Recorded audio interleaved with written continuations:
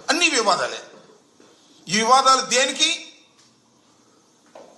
YSR Congress party నాయకుల్ని తొక్కటానికి వివాదాలు, వారి మీద కేసులు పెట్టడానికి వివాదాలు.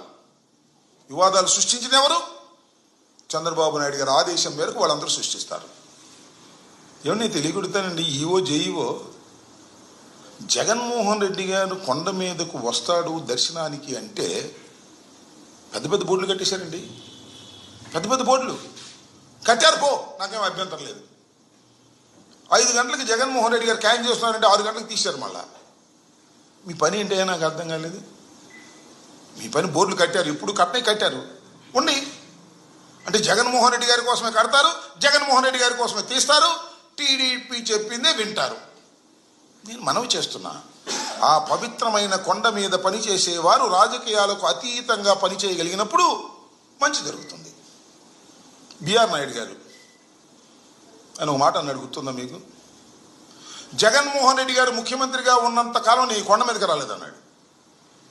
అంటే ఏంటి? భక్తి దైవం మీద లేదు, కసి ఉంది మా మీద, వైసీపీ మీద కసి ఉంది.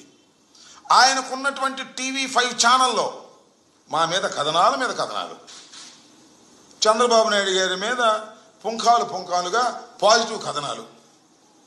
దీనికోసమే నీకు ఇచ్చింది. నువ్వేం సేవ చేస్తావు?